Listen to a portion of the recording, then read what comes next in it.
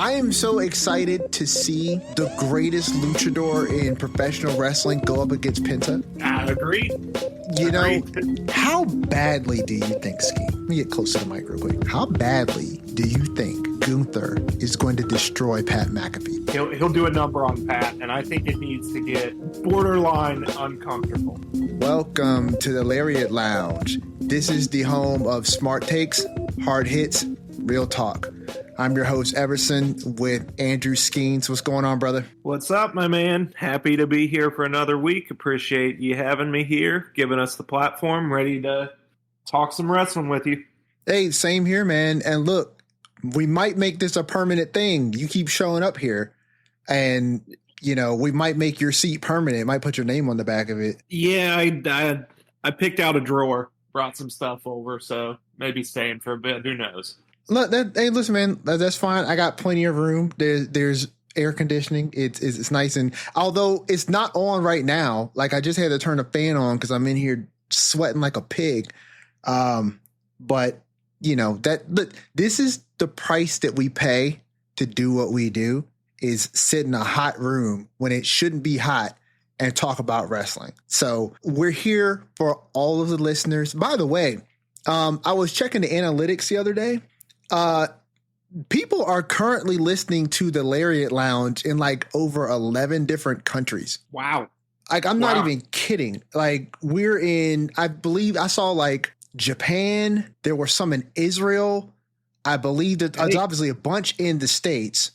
There was one in Australia. There's a couple in the UK. That's awesome. Never thought someone in, people all over the world are listening to my opinions about wrestling, but that's cool. That's why it's a great platform, great medium, and that's pretty cool to see and think about. I'm glad you brought that up. It is, man, and I wanted to let you know that because it blew my mind to kind of see the analytics and where the listeners are coming from. But it's like over 11 countries currently, and a bunch of different like cities and stuff like that. But it was just really cool to see that because it's just you and me giving our honest opinions on things. And, there is greatness in the conversations, but it's not a lot of fluff. You know what I mean? It's just you and me talking about wrestling because we like wrestling, and people tend to, the people seem to dig it. So, appreciate all of the listeners. It's probably nice to have, a show that tends to stay more positive and less negative. There's a lot of negative wrestling talk out there in the world, and hopefully we can bring a little positivity and appreciation to it. Agreed. And a positive approach, and one that is thoughtful and thought-provoking. Do you know what I'm saying? Yeah. And honestly, brother, a little prophetic, and we'll get into that. But first, if you all are loving the prophecy that we deliver here at the Lariat Lounge, hit me up. Let me know. Let us know what you're thinking of the show. You can contact us at the Lariat Lounge at gmail.com. That's currently where we're set up. I was supposed to set up Instagram this weekend. I got caught up. I will set it up. And then you can reach out to us another way. I don't know if a Facebook page is necessary, but if you want one, let me know in an email and I'll set one of those up too, so we can all connect in as many ways as possible. But GalariatLounge@gmail.com, that's how you get in touch with us. But enough with the fluff. Let's get into the stuff. So prophetic, brother, prophetic. I know you watched Raw this week. I did. Now tell me that what we talked about on last week's episode is not exactly what Paul Heyman was talking about this week on Raw. Yep. I got to give you credit. You've been on it. And Paul Heyman came out and gave us what I thought was an all-timer of a promo. I mean, even in terms of Paul Heyman promos, as good as they are all the time, he did come out and say, all the stuff you said. In his mind, his friends, his tribal chief, they're the ones that have underappreciated him and put him in bad spots, and he's just done dealing with it. He's said it a lot. He's not the bad guy, not this time. And yeah, I mean, you were spot on again. Got to give you credit for that. I'm telling you, man, like Paul Heyman, first of all, if I ever got to meet someone in WWE and I had to like pick someone to meet, for me, it would be Paul Heyman. I would love to sit down and pick that man's brain and just fill myself with all of the knowledge that he could provide, because I'm sure he is a wellspring of it, right? But aside from that, he is one of the most compelling characters in professional wrestling history. And I mean that from a superstar standpoint, from a managerial standpoint. He just does something in the ring on the microphone that is second to none, in my opinion. And what he is providing for this new stable with him, Rollins, and Breaker is very interesting. And it's different than any of the other roles that he has really played. He seems to be able to tap a little bit more into who he is as a character with this iteration of Paul Heyman versus being the wise man or the advocate or Punk's best friend. Do you know what I'm saying? Absolutely. And I think, again, goes back to how great wrestling is that these characters, guys can build them over multiple stories, over multiple decades. And you have that equity and investment that fans have seen this character and this person go through all this stuff. And now we can carry that into new stories. And he has always been the best at leveraging all those different stories and real life things that he's been involved in and melding those things together. And that's why, as you said, he is very compelling. He is very compelling because of who he is, what he's done in the business, just decades of being a major player and a great mind. But he wields that in a way that always can serve a story, can serve his on-screen character, and in his role as a manager can help serve the people he's there to kind of elevate, like especially he will a Braun Breaker, and to get these get us invested in these new stories and this new stable that's kind of burgeoning and on the way up. And I think we're really lucky to watch someone this good at storytelling, at getting us invested, at showing emotion, at drawing emotion out of us. We're lucky to be able to watch this, and we have been for a long time. And I'm glad to see that it doesn't seem like that's going anywhere soon. No, it doesn't. And it definitely seems like Roman is stepping away again. You know, he goes on these sabbaticals, which obviously there probably is a behind the scenes reason, but with regard to the character, this is in line with Roman. He's going to take these long breaks away from the ring, right? So it seems to be that this story is centering itself a little bit more around Punk's involvement with this, and Sammy may be stepping in this position that Roman would be occupying if he was around, but it doesn't take away anything from Sammy's position in this. It's really interesting because this pay-per-view Backlash that's coming up Saturday seems to be a almost Smackdown PLE. You know what I mean? Like, I'm looking at some of these matches here, and aside from Gunther, well, I don't know. You got Dom, and he's the IC champ, right? And so the IC championship is on Raw. No, I guess it's kind of split, but this does give room for some of these stories to kind of breathe, and they need it, because I don't think that this story with Seth and his faction has kind of fleshed itself out enough yet to really warrant any type of marquee match, as you know what I'm saying, as of yet. And in particular, because they literally just gave us one on Raw with Jay and Seth for the championship. That match. Ooh, that was a good match. Maybe I'm guilty a little bit, frankly, and for, just so everyone knows where I'm coming from. I need, for the most part, I need some sort of story, some emotional investment to really get me into a match. Okay. I'm not going to be the guy that's, loving a match just for the sake of it being. Okay. And that's just how I am as a fan.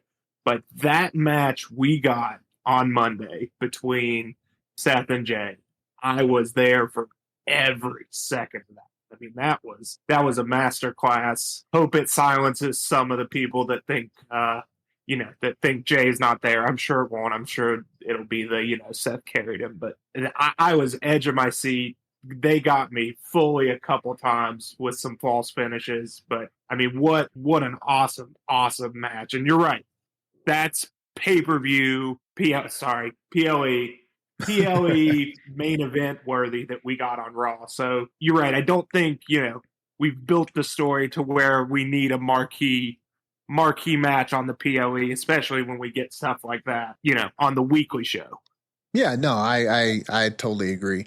And so here's my thing with Jey Uso, right? And I think if it was me, the way that WWE should lean in with Jey is lean fully into the idea that there is a large swath of the internet community, I would say, specifically, that do not see Jey as a credible champion. Now, for however long you keep the belt on him, lean into that, right? I like the fact, and this is just where the story resonated with me on Monday, right? Was this idea that Seth and Paul think so little of Jey. You know what I'm saying? That he's so easily manipulated into, giving a title shot. And then nobody thinks that he has a chance at beating Seth. Even when Seth says certain things like, he's the world champion, he's credible.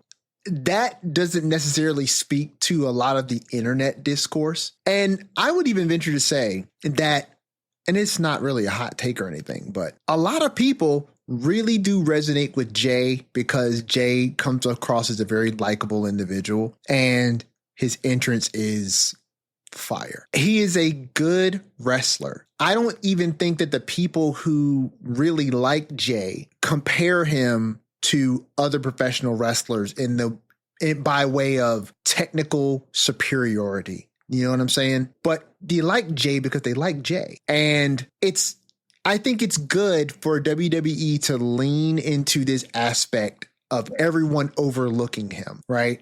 Despite the fact that he is adored by the fans. He has friends who really care about him, right? More so on a personal level than what generally gets displayed for a lot of other champions, right? We look at the champions as they're credible champions because they're either the best wrestler or they're the most dominant in the ring. You know what I mean? But Jey's character work, even despite the fact that he's not the best on the mic, his character work and his connection with the fans is one that feels very real and organic and authentic.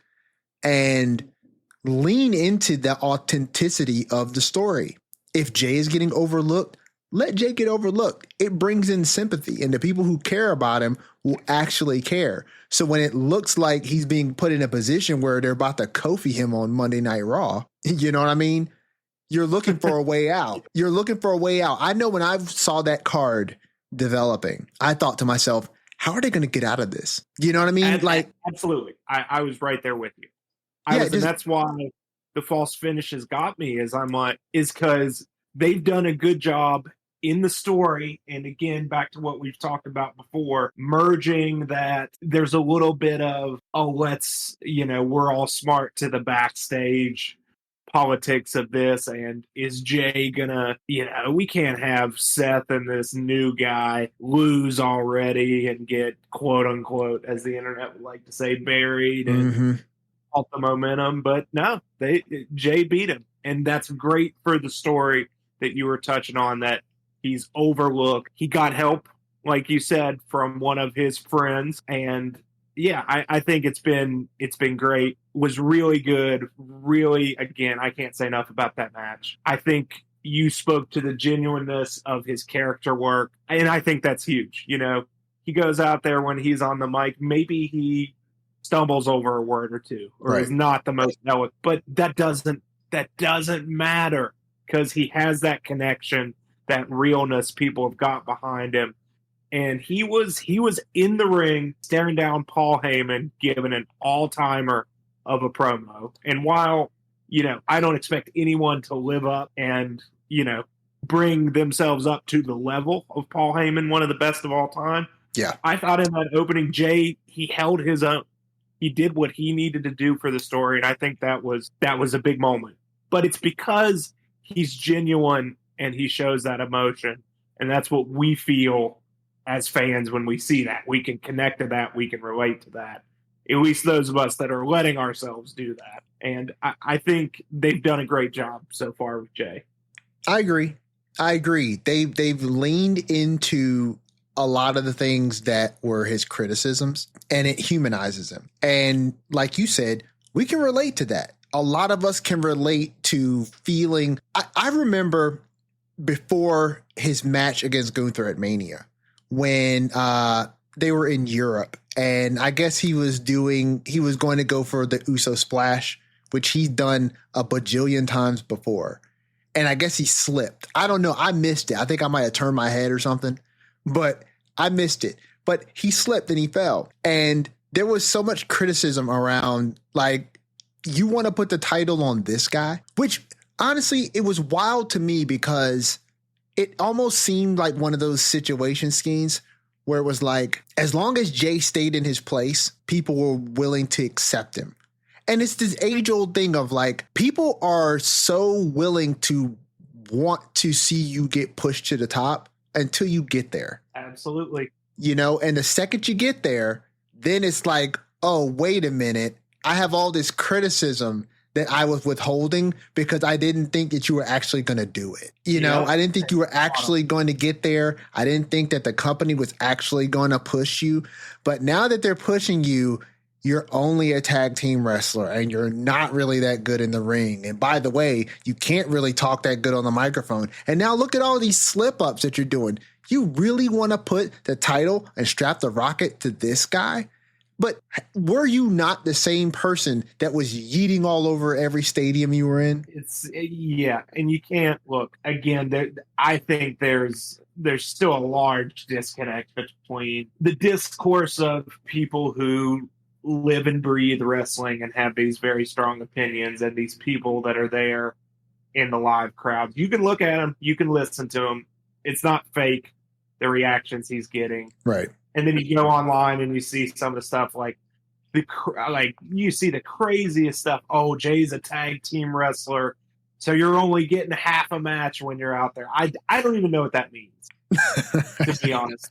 But again, I think Monday was a big step for the character, and I'd like to say for the perception of him, at least for the people that are paying attention and are not disingenuous, because Jay, throughout that show, from opening it to closing it, held up his end, did what he needed to do. Oh yeah, he did. And honestly, I don't know if it's maybe his diet, but he was looking a little leaner too.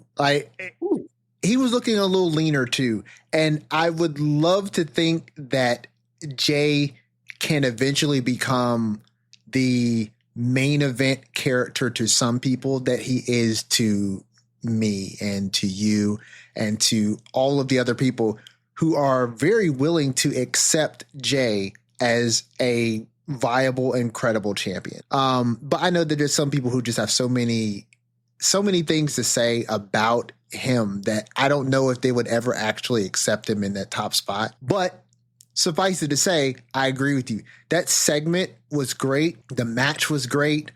I thought they did a really good job of integrating Logan Paul in this situation, because I almost forgot that he was even a part of that story, because they were doing such a good job with the Seth stuff that I almost forgot that Logan was even in this. And then I guess he knocked Jay out, quote unquote, after the cameras went off or the show went off.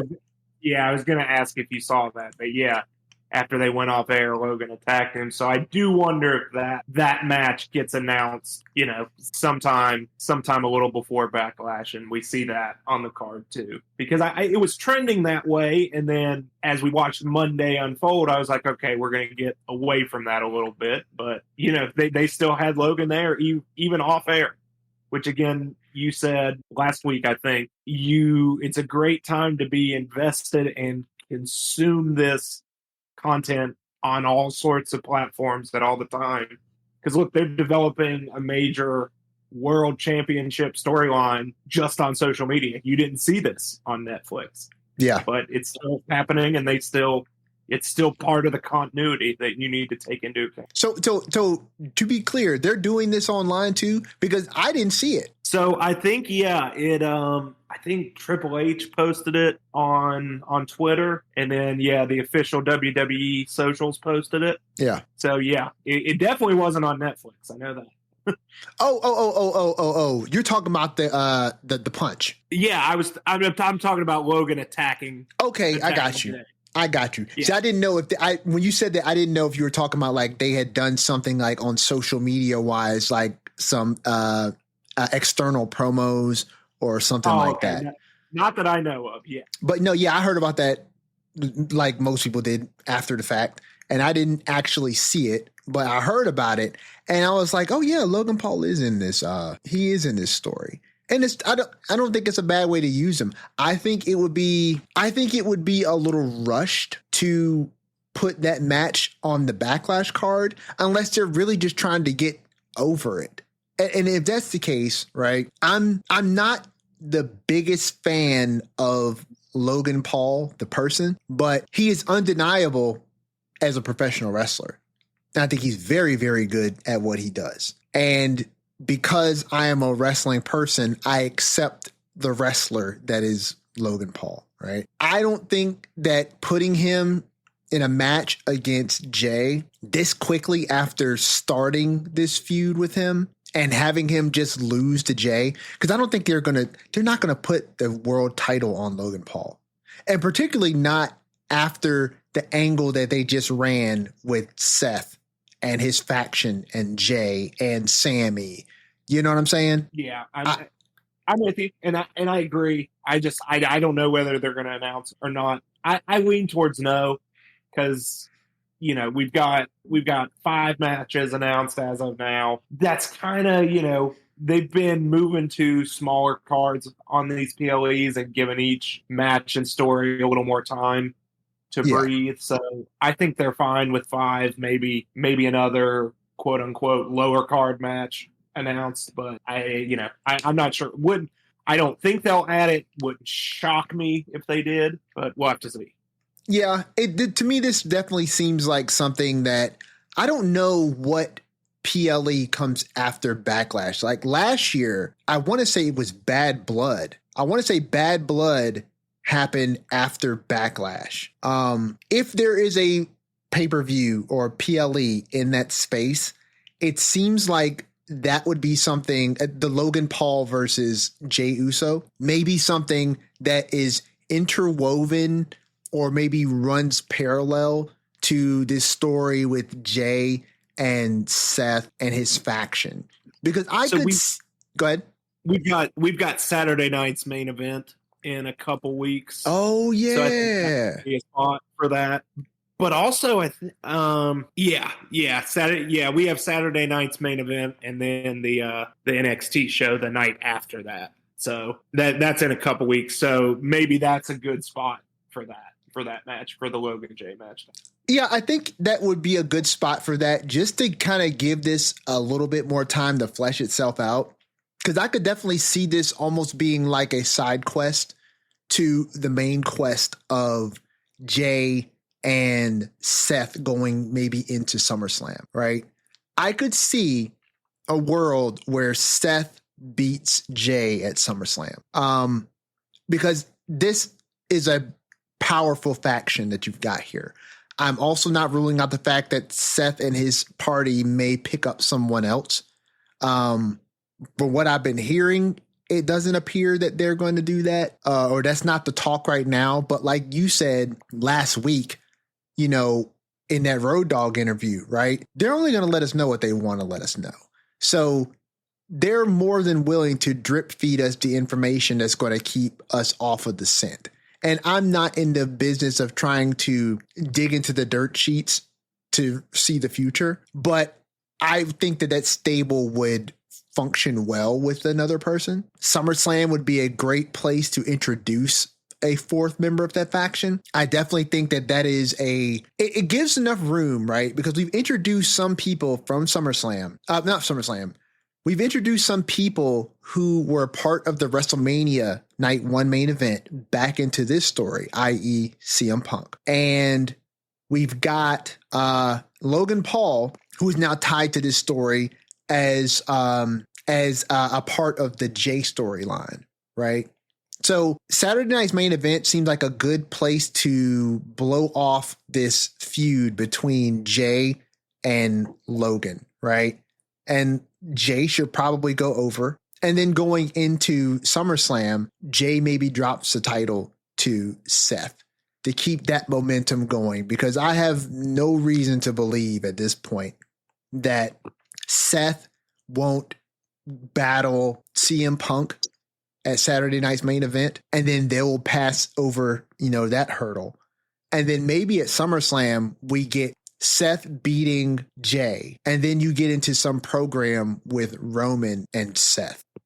Or maybe you start building to that for Mania 42 or something. But yeah, I mean, there's plenty of ways they can go, which is a good place to be. Yeah. You've got guys coming in and out of these stories and different stories weaving back into this. Especially, I mean, Roman's the big factor. Like, when's he come back? How's he come back? What's his involvement? I think we'll just have to go along for the ride and see where they go with it. But we're in a good spot. Especially with that storyline. Love everything that's come out of that.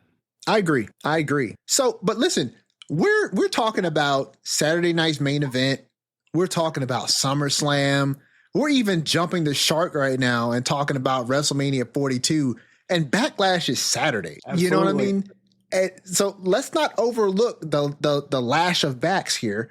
And, let's jump into this card, because there are some relatively significant matches here, particularly the one that's number one on this list, Cena versus Orton for the championship. Now, obviously, let's just go ahead and, point out the elephant in the room here, right?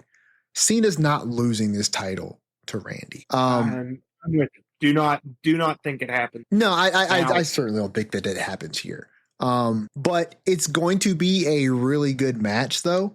But what do you think? What are your thoughts on this build with Cena and Orton, or the lack thereof, if that is a perspective that you may have? Yeah, I will say, and we'll see. We've still got one show to go where they could really kick it up. So far, and maybe it's been a victim of not having a ton of room to breathe in between WrestleMania and Backlash. And, frankly, you've only got so many times that Cena's going to show up. So, yeah, the build has been a little lacking for me. The couple times we've gotten Orton and Cena together have been absolute magic. Yeah. I think especially was that a couple weeks ago on Smackdown, them in the ring together. Incredible stuff. I think I'm excited for the match like you. I don't think this is the time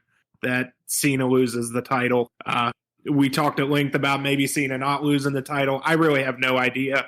And that's a good spot for me to be in, because I can watch everything and just, just get worked, get taken along for the ride. I'm really looking forward to it. I'm looking forward to it from the perspective that I'm excited to see if Cena continues to work this character and tell this story that he's going to, again, quote unquote, ruin wrestling and give you nothing. And how is this match going to play? How are they going to use their time in that 20x20 ring to serve this story? Yeah. Are we going to get a John Cena Randy Orton Classic, or is this going to be more focused on telling the Cena side of this story? Yeah.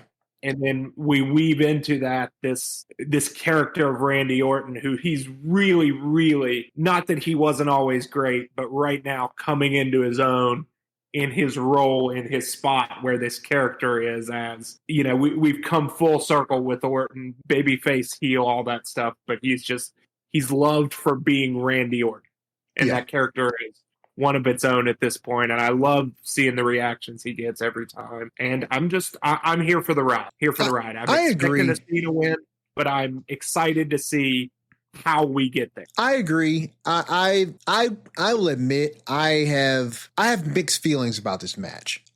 Just being honest, and the mixed feelings are not like good feelings and bad feelings. They're good feelings and I don't know, question marks, because I understand what this is, right? This is gap filler, right? This is what a Cena farewell tour would typically look like if Cena was not on a heel turn trip. You feel me? He would be hitting these beats. He would be revisiting the Randy Orton feud. At some point, he's probably going to revisit the CM Punk feud, right? Hit his major beats on the way out the door while also doing some matches with people he's never had matches with before. So to save those 20 some dates, obviously you're not going to get a ton of Cena on the screen. And like we stated before, Thanos ain't losing at Backlash. He's just not. So I obviously think he's going over Randy, and I'm looking forward to the match because one of the things that they've been able to do with the build for this match is lean very heavily into the history of Orton versus Cena and a lot of great archived footage for the match to give this a feel that the match is bigger than what it actually is. And I think that for me, Skeens, is where I'm kind of at odds with the match, right? Like, I already know what the outcome is going to be. As a fan, I am genuinely looking forward to seeing this match, right? I'm not one of those people that feels like, oh my gosh, we've seen Cena and Orton 18,000 times. I don't need to see it 18,001. I get the significance of this because this is Cena's last go around. And so to hit these beats, it's expected. And I don't mind it. I also know that Randy, as much as he's come into his own and as much as he's come into this real face turn, for lack of a better term, right? With the fans and appreciation of the fans for all of the time he's put in. And you definitely get this role reversal of, Cena. I'd hit the microphone. This role reversal of Cena being the bad guy this time around and Randy being the good guy. You're going to get a different dynamic here. But Randy is not the competitor he used to be. Cena is not the competitor he used to be. That's not, in my opinion, taking away from the match, but I am curious to see what this match looks like. Because like you said, and I think it was very apropos, what does this look like as like the next stage of this Cena heel turn? Because he hasn't really been around to really flesh it out to kind of give any indicator of what it's going to look like. Is it going to be more of the same, right? Where, listen, I love the minimal aspect to his entrance now. I love the philosophy behind it that he doesn't owe you any fancy theatrics.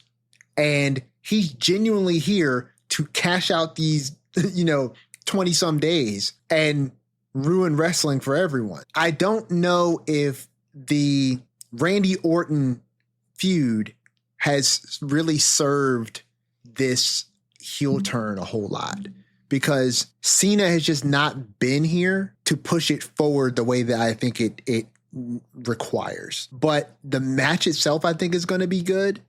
And we don't know what to expect. I know what not to expect. I know I should not expect The Rock. I pray we don't get Travis Scott. And it's not that these things are bad, but it's like we've already beat that drum like less than 2 months ago, right? So like, let's not bring Travis Scott back out. But you know, like we've said before in previous episodes, the ambiguous nature of this is part of the reason why I tune in, right? I don't necessarily want it to be telegraphed, but I have to be honest, right? In the fact that there are question marks here for me. I'm looking forward to the match, but I'm not entirely sure what this serves other than clearing a stopgap into something that may have some more story beat resonance with Cena's heel turn and his eventual departure from the company. I absolutely, I 100% see where you're coming from. Your points of reservation are almost my points of excitement, is that the ambiguity and our reservations, and we're unsure what it's going to look like. I'm excited to see what it's going to look like and where they're going to go. Because again, back to what we've discussed before, I've got a certain level of trust in the people making these decisions and the performers playing these characters and telling this story that I think they'll give us something good, especially when we look back on it, when we have the entire story. When the book is written, I think we'll understand, hopefully. And, you know, again, maybe I'm the eternal optimist and too positive when it comes to wrestling like this, but my trust is there that even though I don't know what we're going to get, that what we're going to get is going to be a well-told story. I don't disagree with you. And I think that what you said is I think it's very on brand for what it is that we do here, right? And how I feel about it, honestly. So like I said, you know, for me, there is a question mark there because it's all about the story, right? And I don't know how this and the way it's been currently set up, unless they do something on Friday Night Smackdown, right, to really add some nuance to the story that's being told here, what this is going to contribute besides, you know, a stop on the Cena farewell tour. But this does not mean that I somehow feel that WWE is lost the plot, or, you know what I mean? Or they don't know what they're doing with this story, or that somehow this is bad. And this is something we talked about like a few episodes ago, right? Which is, just because you don't know where the story could be going doesn't mean that it's bad. It just means you don't know, right? And that's where I am. I am a product of the things that I say, and I try to be honest about that, right? I don't know where this is going, and I'm not exactly sure how this serves the story. But this does not, in my opinion, mean that I think the story is bad. I just don't know where it's going to go. I will certainly be tuned in right there with you on Saturday to see what comes from this, and on Friday to see what, you know, story beats may be served up in service of Saturday's main event. Because I'm almost certain this is the main event. This is not going on after Dom. No, and before we move on, and people can feel free to write in and call me an idiot if this doesn't happen. I think we get something fairly significant development-wise on Friday, right before Backlash. It would be something to give this match a little more juice than we have. Okay. All right. Listen, I am all the way down for that. And honestly, if they do serve up something like that on Friday, it's exactly what I feel this needs, right? It needs a shot in the arm. Just this portion of this overall story that's being told, right?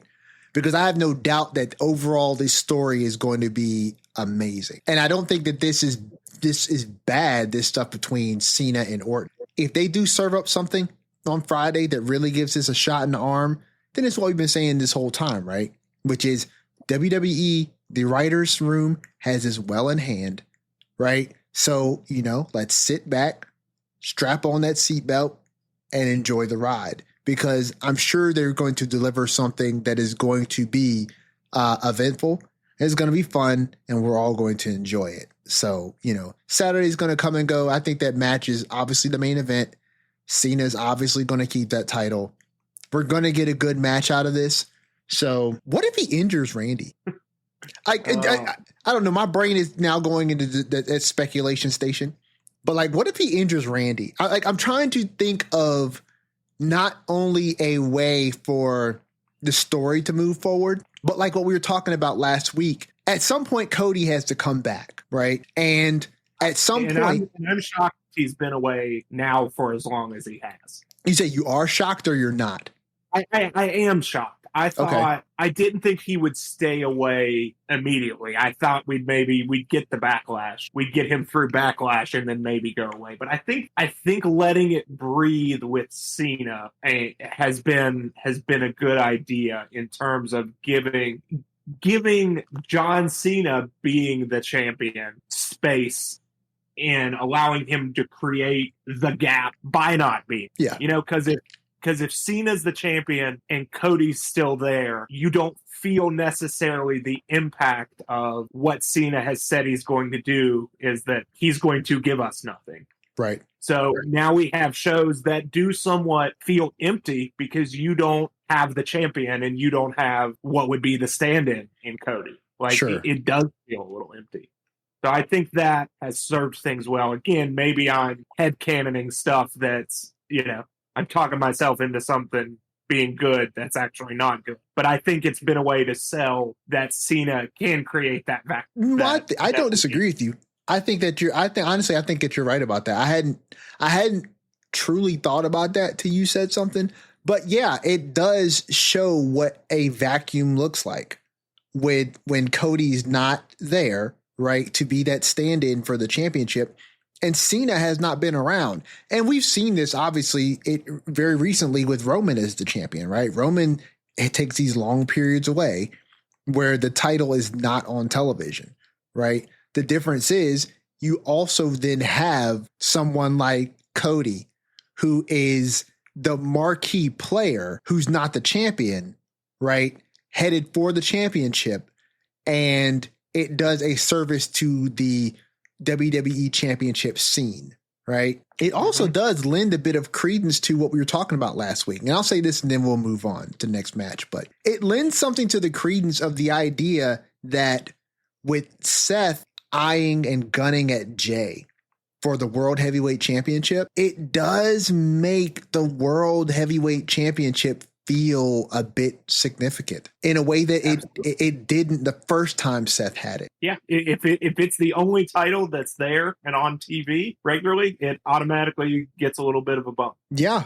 Well, and it lends to the idea too, right? That like if Cena does leave with the title, right? And let's say he totally plays this up, WWE totally plays it up, and they don't bring him back for a significant amount of time. Or if they just go straight scorched earth and Cena takes the title and it doesn't come back, or they reintroduce another secondary world title because they seem to need to, right? This does give room for more people who want to be on the championship level, that top championship level, to go after that World Heavyweight Championship. So there are opportunities here, and they seem to have a lot of different avenues that they could explore if they choose to. So we'll see how the match card plays out on Saturday. We'll see what happens with Cena and Orton. Obviously, Cena goes over. That's my prediction. Cena goes over, and we move on to the next story beat. I'm assuming that you're on that same boat with Cena winning over Orton. Yep. Lock me in. Lock me in for that one. That'll be my prediction. All right. So another match that I am genuinely interested in, and I'm going to jump around the card. I'm not really going straight down the card here, but another match that I am genuinely interested in. How badly do you think, Skeens? Let me get close to the mic real quick. How badly do you think Gunther is going to destroy Pat McAfee on a scale of 1 to 10, with like 1 being mildly destroy and 10 being like scorched earth? So this is one of the things I need it to probably be about a 9. Okay. For me to be satisfied with it. Are there ways around it where, I'd be satisfied with? Yes, but I don't think outside of all the shenanigans in the world, run-ins and all this, that this needs to be anything other than Gunther just beating the holy crap out of Pat. Yeah, I don't disagree. To just sell it that, not that again, that him losing to Jay was the end of the world, but the Jay, like, losing his title for his character, not for anything else. For that character to lose his title, to lash out in the way he did in story, to lash out at, and attack a Michael Cole and Pat McAfee, and then to not really seriously do some damage and show how threatening he still is would really be defanging that character. And I don't think that serves a whole lot. No. If you were to do that right. Are there ways to do it that I'm not thinking of? Sure. That's why I'm not in the writer's room. That's why I'm not in the business. But I really think we need to get on to at least a 9 on that 1 to 10 scale of ass whipping. Yeah. No, dude, I agree. I think that this needs to be a high on the Richter scale level destruction here. And listen, I would love to see Pat get some okay offense in at the beginning and then have Gunther absolutely kill this dude, right? Like, destroy him in the ring, outside of the ring. The match you can give the match a finish and then allow for the destruction to continue. I would even love to see him get his hands back on Michael Cole again, right? Mm-hmm. Because here's the thing I was just thinking about as you were talking. So they have been foreshadowing a Gunther Goldberg match for quite a while. And the last time I heard about that match, I heard that Goldberg was looking to wrap up his in-ring career formally, right? Because he's wrapped it up. Like, he don't wrestle anymore. But he comes back for these one-off appearances every blue moon, right? But I heard he's looking to wrap it up. And whether that's true or not is irrelevant to the story, but it would make sense for Gunther to destroy Pat, right? Like, make it bad. And Michael Cole did a masterful job, you know what I'm saying, a couple weeks ago, with really selling the reality of his character within the show. Right. And they've been doing so much to put him on a pedestal of being a mainstay and a stalwart figure in the WWE for, 30 some years, I guess. And, to put your hands on an announcer for people not to be able to, voice their opinions, particularly Michael Cole and what he has earned from his time in is, unheard of. And Pat stepped up. And Pat is not technically a wrestler, you know what I mean, to defend his friend. Now, there should be no way in the world that he gets one over on Gunther. I agree with you 1,000%. You defang Gunther in every sense of the word if he loses to Pat McAfee. That just should not happen, right? But if you have him gain his mojo back by destroying Pat McAfee, and then he gets his hands on Michael Cole. And right before he does so, Goldberg's music hits, right? Goldberg comes out, and I don't know, maybe he spears Gunther or whatever, right? But you set up the match for SummerSlam to have Goldberg have plenty of time, you know what I'm saying, to get medically cleared, to get himself in the shape he wants to be in, for him and Gunther to build this story based on things from the past, and then have that match at SummerSlam. If that's Goldberg's final match, that's a perfect 2-night event this year. You know what I'm saying? For him to get some serious eyeballs on this 2-night event. He is a draw, despite how some people feel about, older wrestlers. Goldberg is still a draw. He was a mainstay from our childhood, and people still love to see him in the ring. So I think Gunther is one of those people that could wrestle a broom into a good match. And so I think he would absolutely be able to carry Goldberg if need be, and they would have a great match at SummerSlam. So for me, I would love to see, like you stated, Pat McAfee gets destroyed, Gunther goes over, and then let this be a bridge into Goldberg coming back and challenging Gunther at this one-off for SummerSlam. I'm in. I love Goldberg. He made my childhood. Was one of my first favorite wrestlers. So you will never hear me say bad things about him. And I love every time he comes around. It'd be a great final one for him. And again, back to the match at hand. I'm picking Gunther. I think he wins. It's almost this one. I'm almost worried they find a way to have him not win and to really, do what I think would be a disservice to the Gunther character and what he's built up. But I think he'll get the win, or if he doesn't get the win in the record books, he'll do a number on Pat, and I think it needs to get borderline uncomfortable. Yes. in watching it. And I think that's what I agree. I think that would serve a larger story way better. You know what I mean? To have Gunther really, put a hurting on Pat McAfee. And McAfee doesn't need it. He's not a wrestler. You know what I mean? And it's like this match that we see him in, we're not going to see him in the ring next week. We're not going to see him next month or in the next 6 months back in the ring. So he doesn't need it.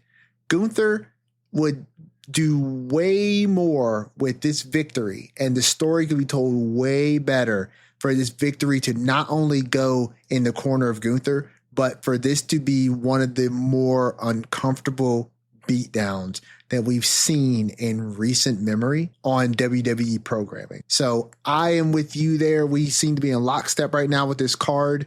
Gunther goes over, no question. So let's jump to this match, because there are a couple matches here that I feel like I'm going to get really excited about. So I'm going to go to one of these ones that I might not be as excited about, but you may have a different opinion than I do. So Jacob Fatu, U.S. champion, versus LA Knight versus Damian Priest versus Drew McIntyre. Fatal four-way for the U.S. championship. Who you got in this match? Because I have no doubt that Jacob's going to keep this title, but this has not been one of those feuds that I have been super invested in. And I would love to know what your perspective is, because you very much waxed poetically about Jacob Fatu in our previous episode, and I don't disagree with you. So what do you think? So I think Jacob retained. This is one, however, that's my prediction, that he's going to retain, and that, the getting 4 guys in this match is a way to, have him retain and, not quote unquote hurt the other guys too much. True.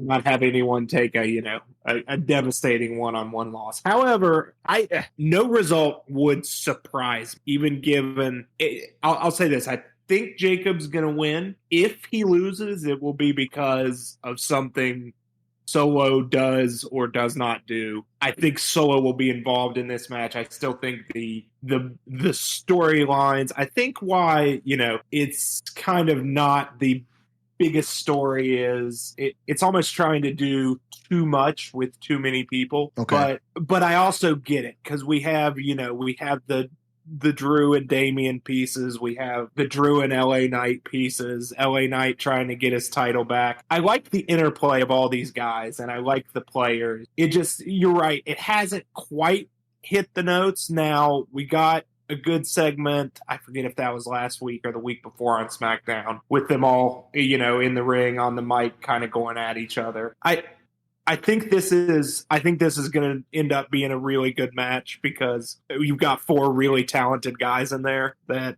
know what they're doing, and I don't know if I can dissuade you or make an argument to you that this has been a great build, but I think it's been fine for, again, what they're trying to do. Unfortunately, what we touched on last week is, I think, they're not sure what to do with this title. So they're trying their best to make it something that that 4 really good, talented, popular superstars are fighting over. I just don't think they found where all these characters fit with this title and where this title fits in the hierarchy and amongst all these characters, if that makes any sense. Yeah. No, I follow you, man. So I'm looking at this match, and I'm looking at the 4 participants in here. And one of the questions that I always ask myself when I'm looking at a match card and I'm looking at a match in particular, I always think to myself, okay, who needs this win the most, right? Who benefits the most from this win from a storytelling perspective, from a character development perspective? Like, okay, here's what I was thinking, right? This match, some people are going to hate this. I know they're going to hate this because some people really, really hate repeating matches more than once, right? But I think this would serve really well as the first of at least 2 matches with all 4 of these men involved. I also think you could do some service here by playing a little bit of hot potato with this title. I oftentimes don't advocate for that, but I've also not been that person that advocates for every title reign needs to be super long. I could totally see Solo getting involved here somehow, right? And Jacob dropping the title to one of these 3 individuals. I think Drew McIntyre, of all of these 4 people, should probably be in the main event scene out of the 4. So if it was me, I would put the U.S. title on Drew. I would put the U.S. title on Drew at Backlash. I'd have Solo get involved somehow, cost Jacob the match or something, right? Because we've already had LA Knight voicing his frustration because Solo got involved, you know what I'm saying, in their match before. And, you know, this brings out Damian, who's got his gripes, right? And Jacob is the champion, and he's already alluded to, they've already been alluding to this disillusion between Solo and Jacob, right? Have him cause Jacob to lose, put the belt on McIntyre, then have an interworking feud between the 5 of these people. And either you do it at Saturday night's main event or you hold it off till SummerSlam, but you run this back at a following PLE, either with the 4 of these men or add Solo as a 5th person, do it as a ladder match for the US title. Listen, I think that titles really benefit from hanging above the ring. I don't know what it is. Maybe it's a visual thing. Maybe it's the type of match that comes with that really gets the fans invested in what these men and or women are about to sacrifice or put themselves through to get this title, right? And if you put the US title up there, I think you just elevate it literally and figuratively in a way that the title is going to be unable to do on its own on the waist of any of these 5 individuals. And I'm including Solo in this because I think he's a part of this story, even though he's not a part of this match. But I would have Drew go over in this match, and then I would have this feud between these 4 or 5 of these men stay interwoven with each other moving into Saturday night's main event. And maybe you just do it there so that you have some more Solo matches to kind of run with, no pun intended, at SummerSlam, and then do like a ladder match on Saturday night's main event with the 5 of these men. It's a way to get them on the card without taking up a whole lot of time because you've got all 5 of them in the same match, right? And dude, to borrow a quote from JR, that's a slobber knocker of a match, right? You put these 5 guys in like a ladder match for the US title. Oh man, dude, I think they bring the house down. And it would be a great accolade for all 5 people involved. I think it lends credibility to some people who could really use the credibility right now. And I think it puts the US title at a level that it may not get to on its own in individual matches. So if I had to give my prediction on who I think wins this match, it's not even a prediction. It's just what I want. Because I think that's what I was as you were going, I was like, I'd like for that to happen too. I don't know if it will. Yeah, I don't think it will. And that's the thing, right? I have to separate what I think will happen versus what I want to happen. And if I have to pick one of those two things, Skeens, I think I'm going to pick what I'd want to happen. Like I'm a fan, and this is what I would love to see. I would love to see the title come off of Jacob. Not because I don't think that he's a good champion. I just think that it serves the story for all 5 people involved. If Solo gets involved, cost him the title, right? And have one of the other members of entrance in this match, particularly in my opinion, Drew, to win that US title, right? And then you hot potato this thing to where at Saturday night's main event, do something like a ladder match and then have Drew drop it. Have Drew drop it to someone else, right? Then you can move Drew away from this into something else, right? And you've elevated everyone else involved, in my opinion, including that title. So what I want to see Drew win the US title due to shenanigans. So you protect some of the people involved and further this story in a way that I think it won't be able to do on its own. But what do you think? I like that. I think that's a good idea. I think you're right in that it maybe does serve the story best if Jacob were to lose because of the Solo, interference, lack thereof, however it goes, and have Drew get it. I think his character would be the most vindicated and supported by winning this one. But I also unabashedly love Drew. So maybe that's a little bit of that bias shining through. But I don't think there's a bad decision. Sure. And I think you're right. Slobber knocker. It's going to be a good one. Anytime you get these multi-man matches with pieces like these and guys that are this athletic, this good at what they do, I think it'll be a fun match. I'm excited to see where they go. Again, I think they're still figuring out how to make this U.S. title mean something. And maybe this is a start. Maybe they do something like you said and make this a long-term thing with all these guys weaving in and out. So our first best of 7 with a fatal 4-way is what you were saying. No. But still, please, you can still mark me down for I think Jacob retains, but again, no result would surprise. Okay, so look, hey, first dissension here on the match ticket for between the two of us, right? You got one host here on Drew, and you got one host here on Jacob. We'll see how it goes.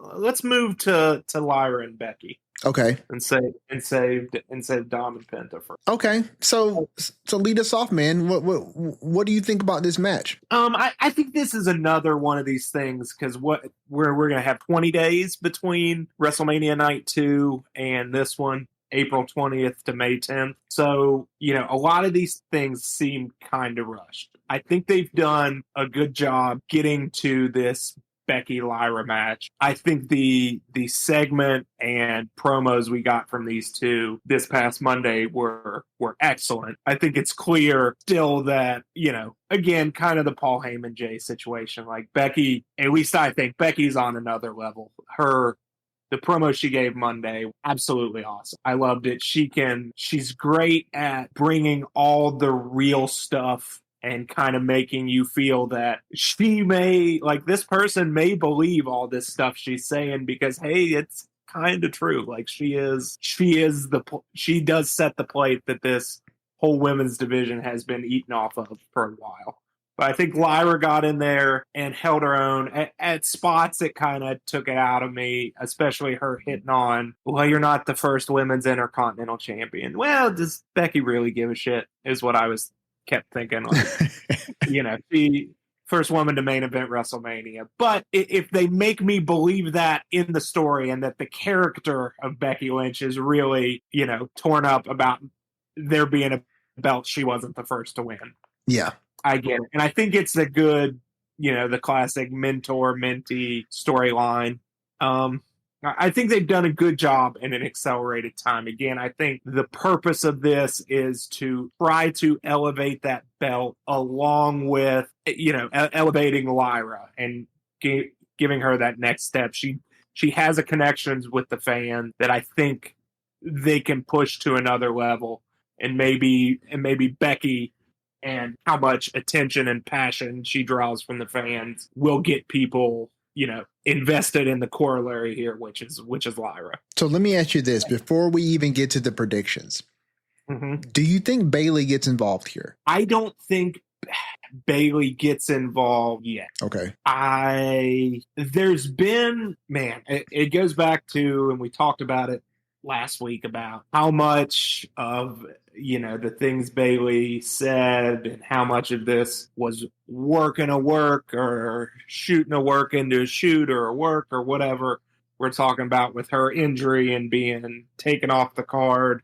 Yeah. I think it's definitely going to be brought into the story, especially because Becky keeps harping on that she took out Bayley. So Bayley's going to get involved at some. I don't know if this is that point, and I'll roll it into my prediction. I'm going to predict that Becky wins here. That we get it in a heelish way, some sort of underhanded way, and she gets the Lord over Lyra. That you're still. I'm still the master. I'm still the one in this division, and I think as we go into the future, Bayley does get involved at some. I don't think it's yet, but I may be wrong. Okay.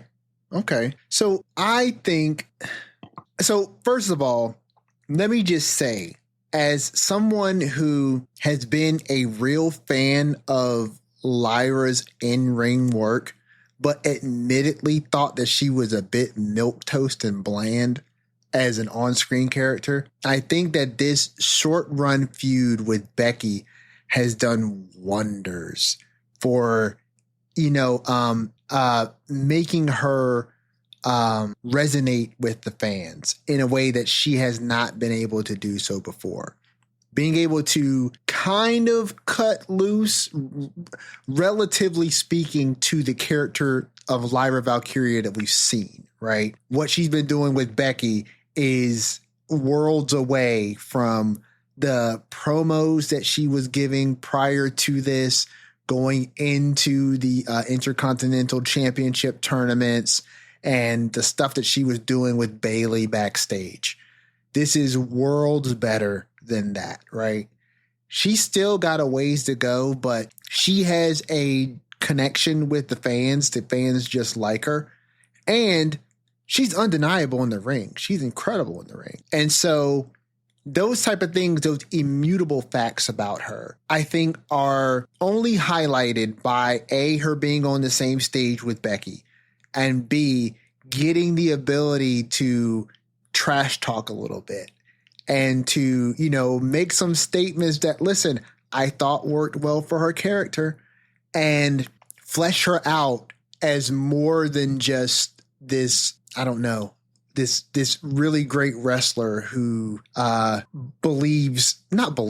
dumb, but who portrays herself as the Morgan, of Irish lore. There needed to be some depth and some angles to her. And I think that this is allowing her to flesh those corners out.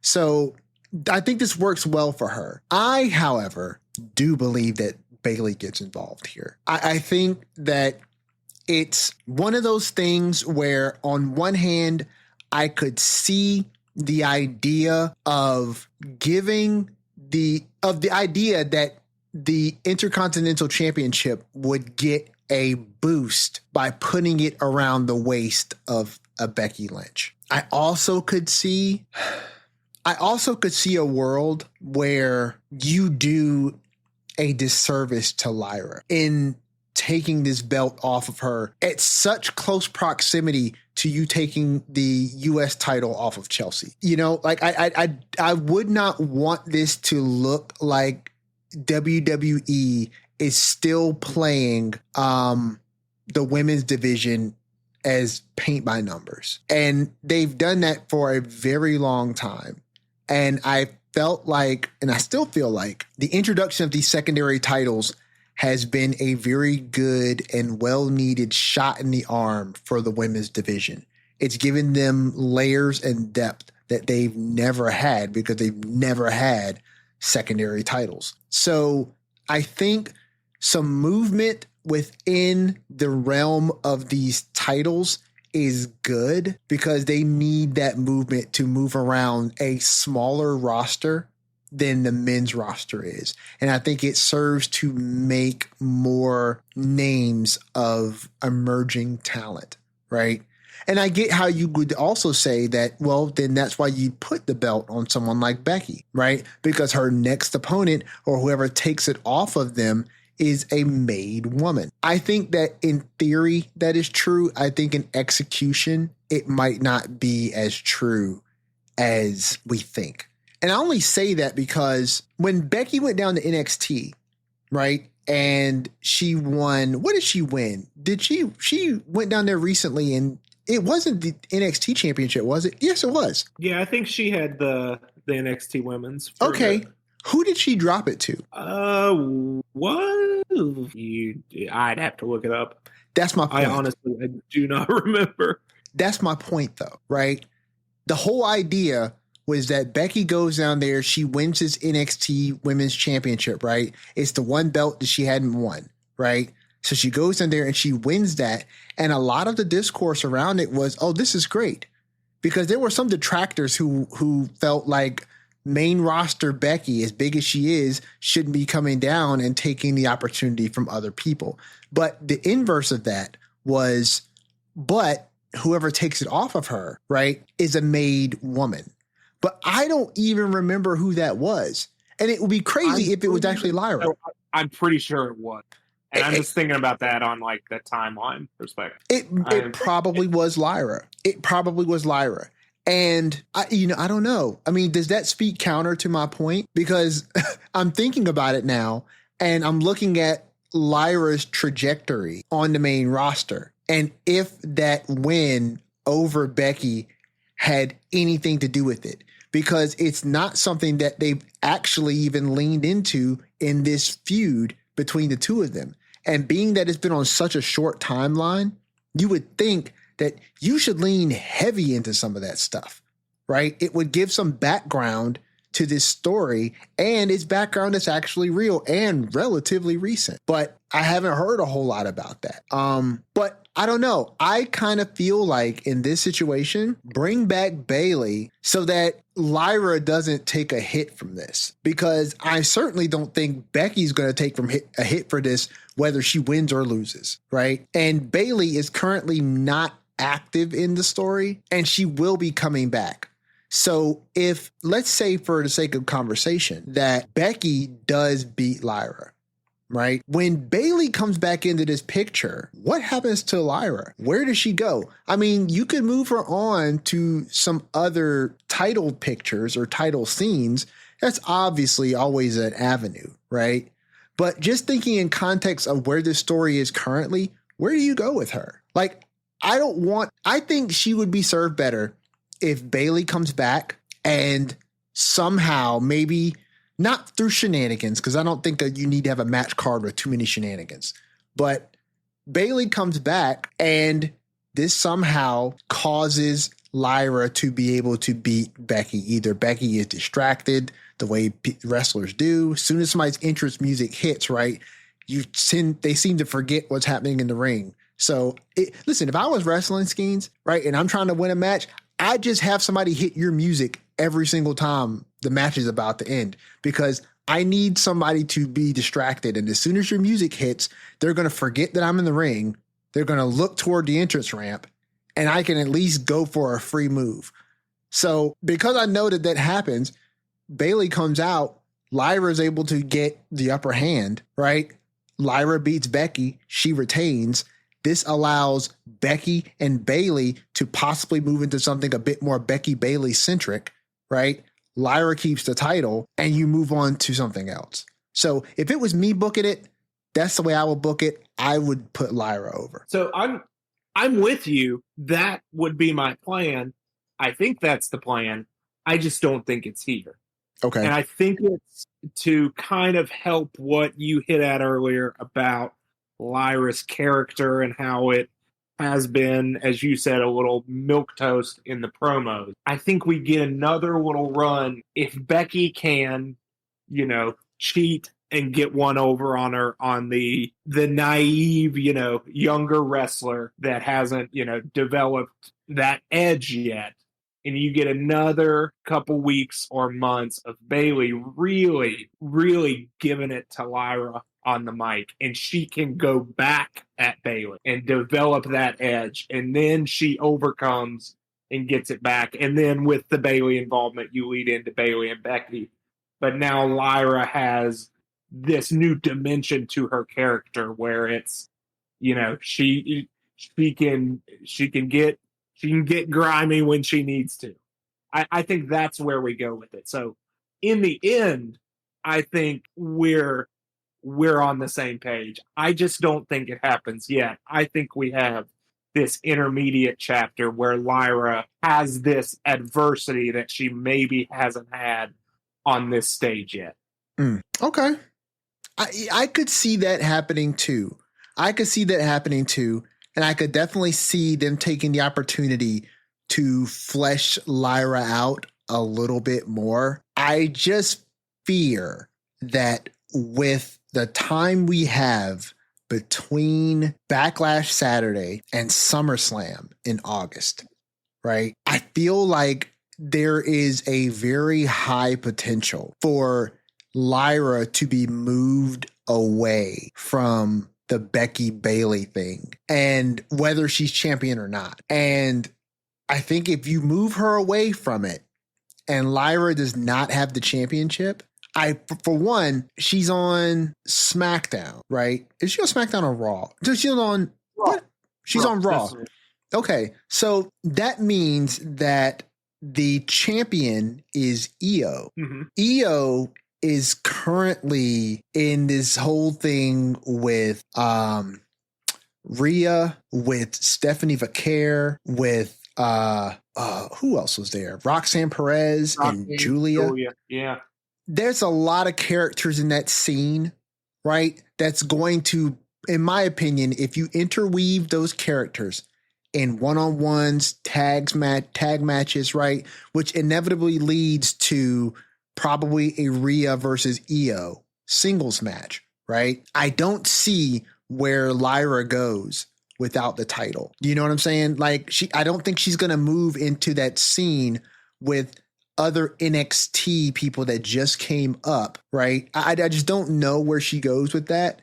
And I feel like everyone in that picture right now, and that the main title picture for the women on Raw, are primed for some significant story beats and pushes within that space. And so I feel like Lyra being couched in this whole situation with Bayley and Becky is literally the best place for her. And I just would not want her to potentially be sidelined by the man as you normally would, because she's such a great talent on the microphone and she's very captivating to the audience. And the fans really do love Bayley and they really want Bayley to really succeed, right? And I just feel like Lyra could get lost in the sauce there. And if she does not have something that brings some significance to the remaining time she's got in that feud, because I think that ultimately you move away from the three of them and it goes into Bayley, Becky. And so when Lyra moves away, I just feel like she's stronger with that title, but I can see what you're saying, that you come back around to that once Lyra has built more of an edge, more of a presence, right? She comes back around, but it's like, does she come back around and win the IC title again? Or does, when she comes back around the bend, she's headed towards something else? That's kind of where I'm at. But we'll have to see. I think yeah. I mean, look, again, we're in a place where there's a lot of ways to go, and I'm glad I'm not the one making the decisions with all these talented people. True. So we got one more match on the card, and that's Dominic Mysterio versus Penta. Listen, Take my money for this one. Say what now? I said, take my money. I can't wait to see this. I am so excited to see the greatest luchador in professional wrestling go up against Penta. Agreed. You know, I'm so hyped for this. I'm a big fan of Dom. I definitely was on that train of Dominic Mysterio needs to win the IC championship at Mania.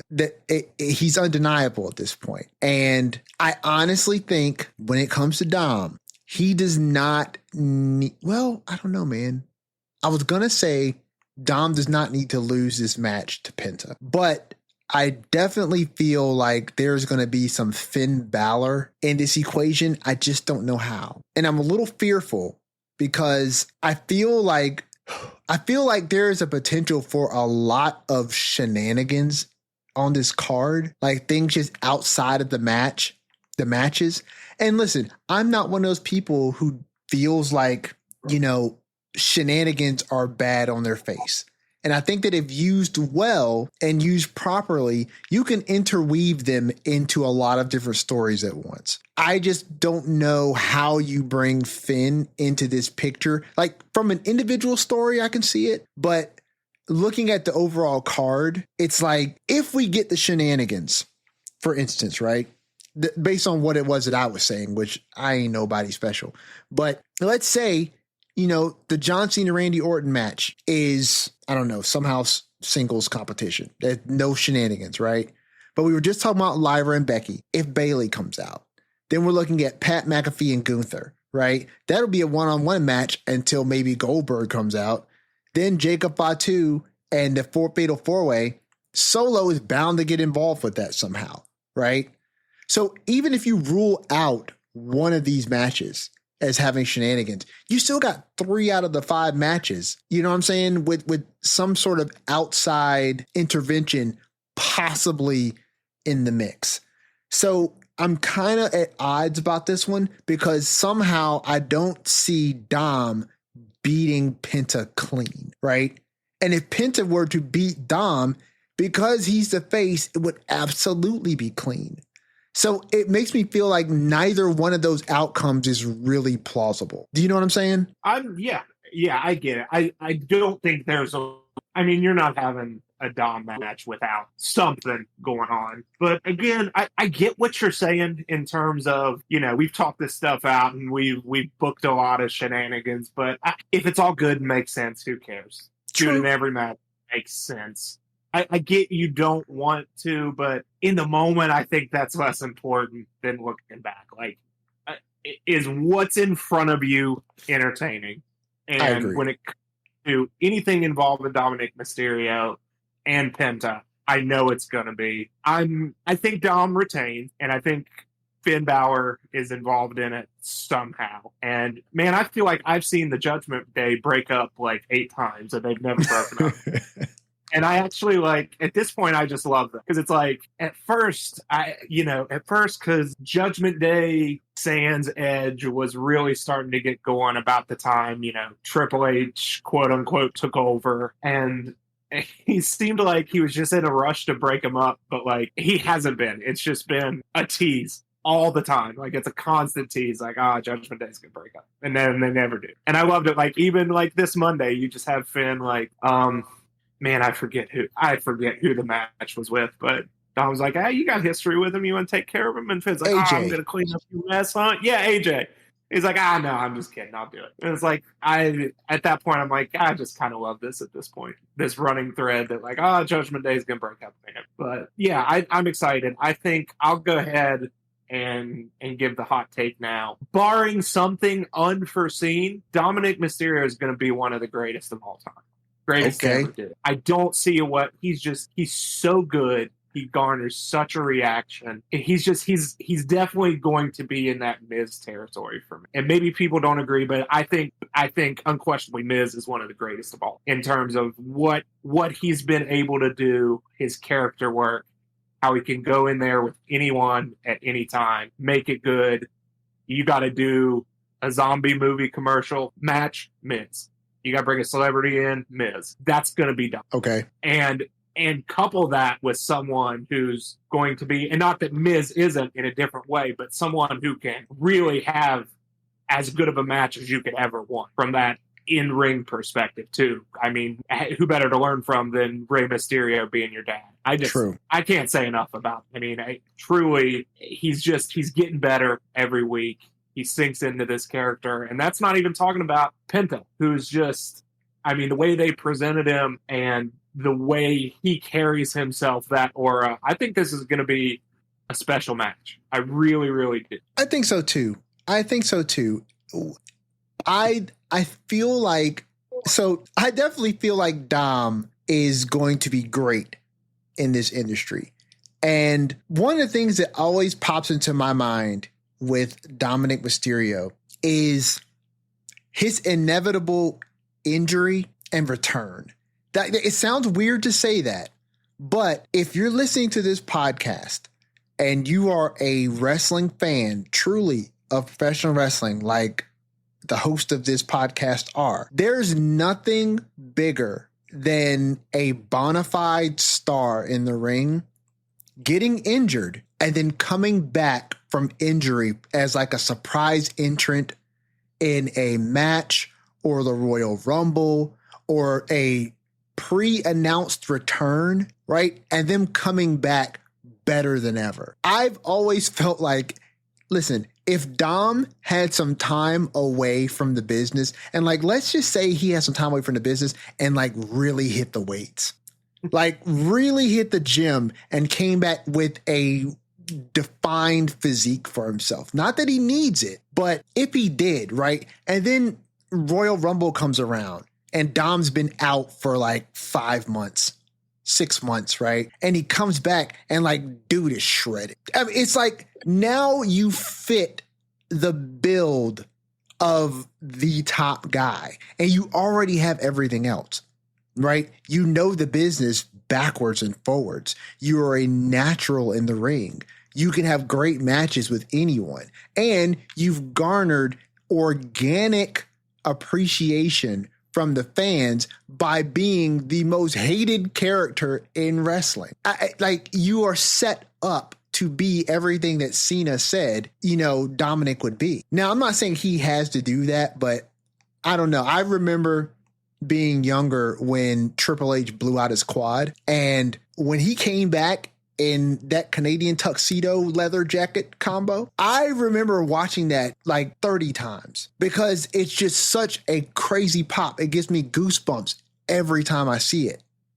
And it was just one of those moments where it's like, if you were a fan of Triple H, when he came back from that injury, you knew in that moment, okay, this dude is the star now. He's the star now. And I think it takes the company really putting a lot of belief in you as that guy to put you on a pedestal like that. And because no disrespect to like JD McDonough, keeping it in Judgment Day, right? But JD was injured and he was out for a little while and he came back with very little fanfare, at least fanfare that was developed and put on by the company. So, and it's not taking anything away from him because JD is a dynamo in the ring, but Dom is a star and he's a star in the making. And I just think that, you know, him in this match against Penta is going to really shine a spotlight on what Dom is really able to do, which is make anyone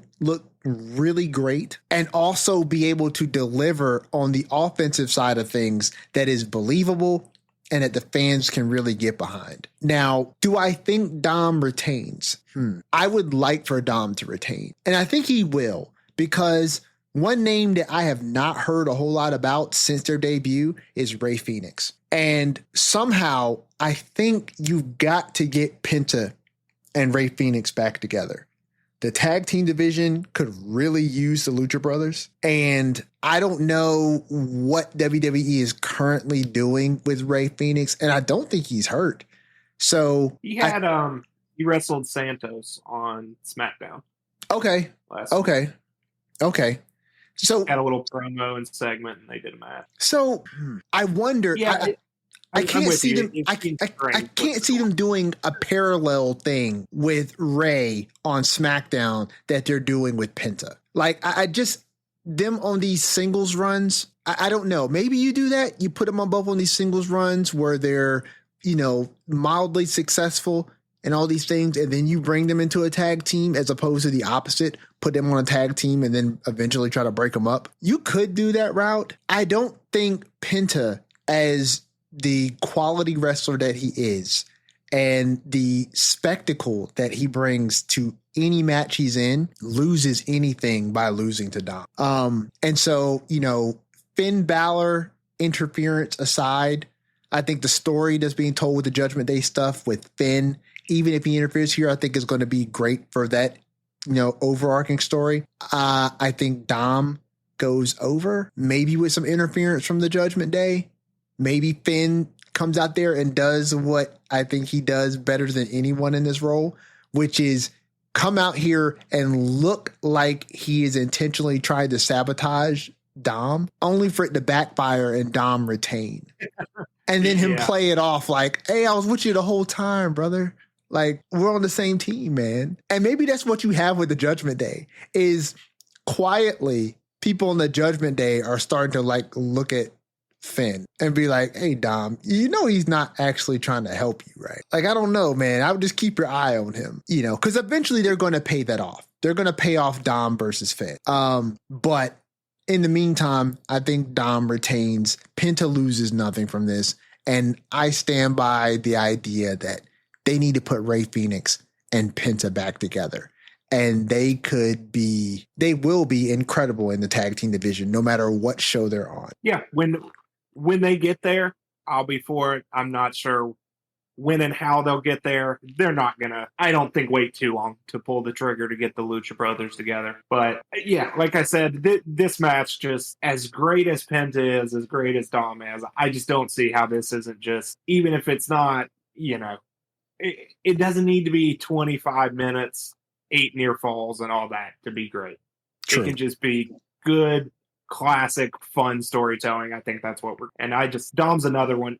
Anytime the guy's on TV, that's must-see TV. Yeah, I totally agree.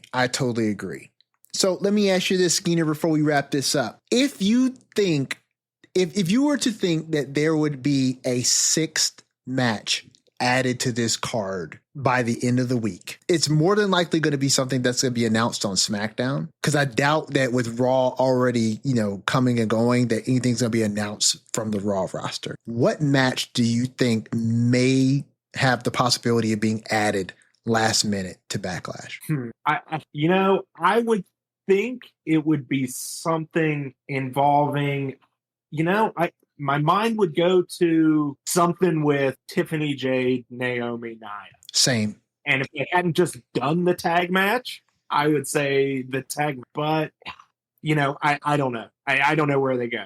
It'll be easier to answer after SmackDown. How about I cop out with that? You know what? I'm actually going to follow your lead there, because that's what I'm thinking too, is that you would do something with them, right?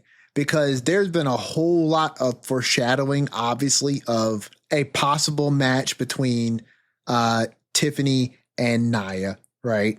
But then there's also been the Jade angle with her picking up the title before she hands it back to Tiffany.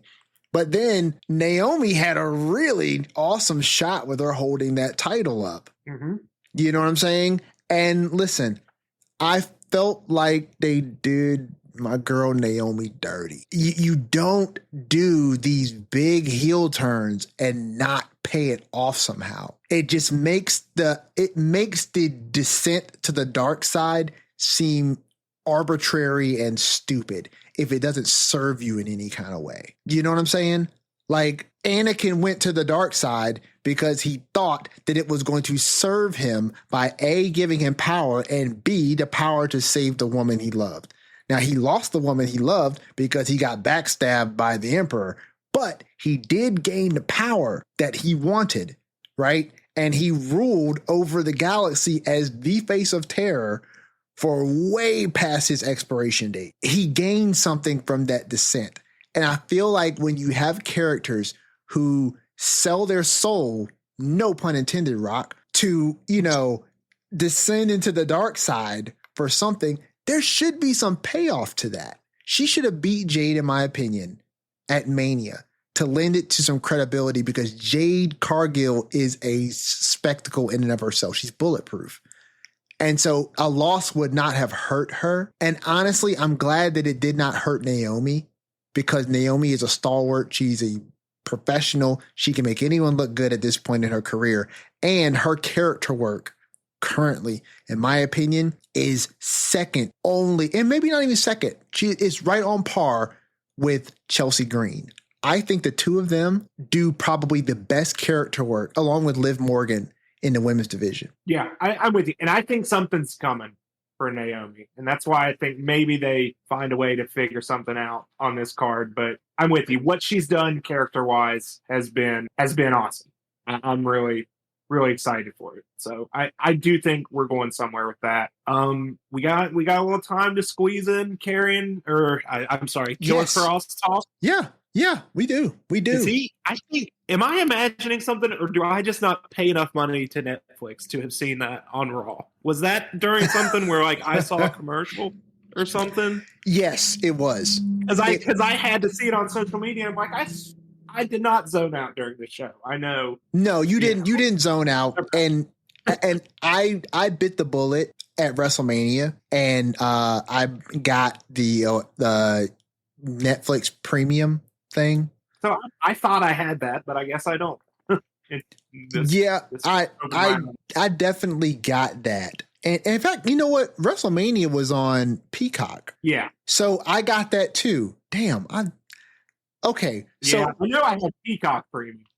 See, so you do have Peacock Premium? Yeah, but I guess I just don't have Netflix Premium. No, dude, look, quick sidebar, and then we get right back to Killer Cross here. WrestleMania, it's so much better with Peacock Premium. Oh, for sure. Like, because everyone else didn't see the video packages, right? No, it didn't. And it takes you out. I bought Peacock Premium halfway through Mania. I think I bought it halfway through Mania Night 1 because I'm watching the matches, right? And it's like you're in line and lockstep with the matches, and then the next card comes up, and then you get these ads. And it's like it just took me completely out of it, right? And because we're watching WrestleMania 41, we watched it this year, right? And we were all, together for 40, right? It felt like such a drop off to watch Mania this year with those stinking ads. Yeah.